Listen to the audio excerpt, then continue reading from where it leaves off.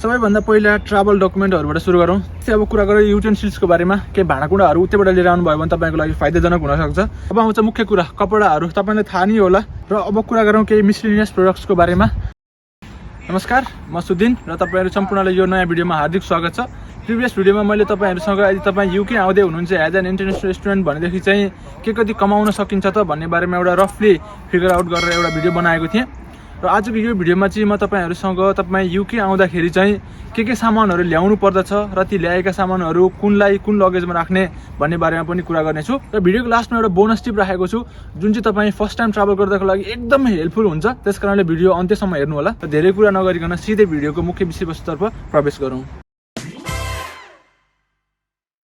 सबैभन्दा पहिला डकुमेन्टहरुबाट सुरु गरौँ। तपाईसँग नेपालमा भएका विभिन्न डकुमेन्टहरु तपाईलाई नेपालमा काम लाग्दैनन्। तपाई आफ्नो यता भइसकेपछि त्यही भएर ती डकुमेन्टहरु तपाईले यता आफू सँगसँगै ल्याउन सक्नुहुन्छ। मुख्य कुरा तपाईले पासपोर्ट आफ्नै साथमा ल्याउनु पर्यो।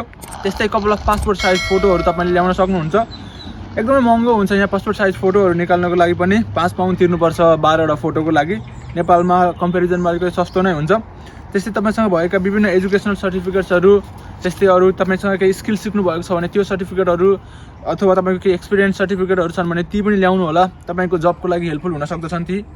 त्यसपछि तपाईसँग भएका विभिन्न गभर्नमेन्ट आइडीहरु, प्यान कार्ड भयो, सिटिजनशिप सर्टिफिकेट भयो, अझ जुन डकुमेन्टहरु छन् तपाईलाई लाग्छ तपाईलाई वहाँ काम आउँदैन भने ती डकुमेन्टहरु तपाईले आफू सँगसँगै लिएर आउन सक्नुहुनेछ। त्यस्तै अब कुरा गरौँ युटेन्सिल्सको बारेमा। के भाँडाकुँडाहरु उतैबाट लिएर आउनु भयो भने तपाईको लागि फाइदाजनक हुन सक्छ। एउटा प्रेसर कुकर ल्याउनु होला। सम्पूर्ण भाँडाकुँडाहरु चाहिँ चेक इन ब्यागमा राख्नु होला। एउटा फ्राई प्यान पनि ल्याउनु होला। 15-16 पाउन्ड पर्छ युकेमा। नेपालमै सस्तो मस्तो मिलाएर एउटा लिएर आउनु होला।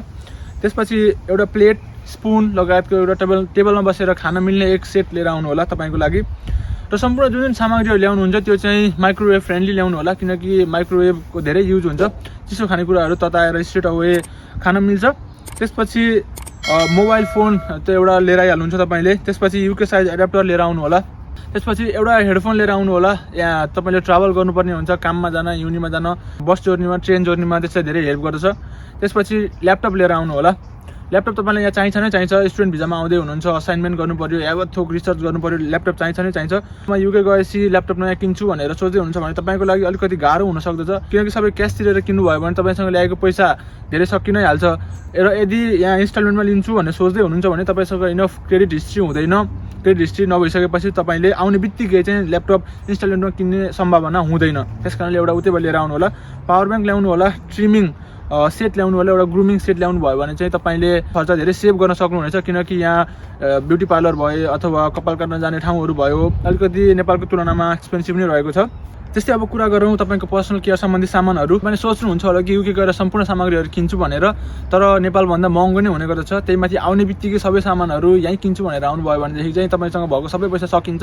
त्यसपछि बाँकी खर्च गर्ने तपाईसँग पैसा हुँदैन। त्यही भएर केही सामानहरु उतैबाट लिएर आउनु होला पर्सनल केयरको। त्यसपछि तपाईले यदि औषधि ल्याउँदै हुनुहुन्छ साथमा भनेदेखि चाहिँ प्रिस्क्रिप्सन साथमै राख्नु होला किनकि एयरपोर्टमा झमेला हुन सक्छ यदि प्रिस्क्रिप्सन छैन भनेदेखि। त्यसपछि तपाईको आफ्नो आँखा कमजोर छ भनेदेखि चाहिँ 2-3 वटा ग्लास एक्स्ट्रा ल्याइराख्नु होला किनकि यहाँनेरि आई केयर एकदमै महँगो छ। चस्मा बनाउन जानुभयो भने पनि एकदमै महँगो छ। त्यसकारण त्यो पनि लिएर आउनु होला। तपाईको डेन्टल किट्स र तपाईको यदि दाँत नराम्रो छ भनेदेखि नेपालमै सबै बनाएर आउनु होला किनकि यहाँ एकदमै महँगो छ डेन्टिस्टकोमा जानको लागि। र केही डेन्टल किट्सहरु पनि उतैबाट लिएर आउनु होला किनकि यताको कम्पेरिजनमा उता सस्तो पर्न जान्छ। अब आउँछ मुख्य कुरा कपडाहरु। तपाईलाई थाहा नै होला युके को बारेमा रिसर्च गर्नुभएको होला। पानी धेरै पर्छ र समयमा हिउँ पनि पर्ने गर्दछ स्पेशली विन्टरमा। त्यसकारणले एकदम तातो कपडाहरु लिएर आउनु होला। केही समर सेटहरु पनि लिएर आउनु होला किनकि गर्मी पनि हुन्छ। सबै जाडोको लुगा पनि नल्याउनु होला। जाडोको लुगा ल्याउँदाखेरि चाहिँ विभिन्न थर्मल सेट्सहरु ल्याउनु होला कोठाभित्र बस्दाखेरि लाउनको लागि अथवा बाहिर जाँदाखेरि भित्र लगाएर बाहिर अरु लुगा लगाउनको लागि पनि काम लाग्छ।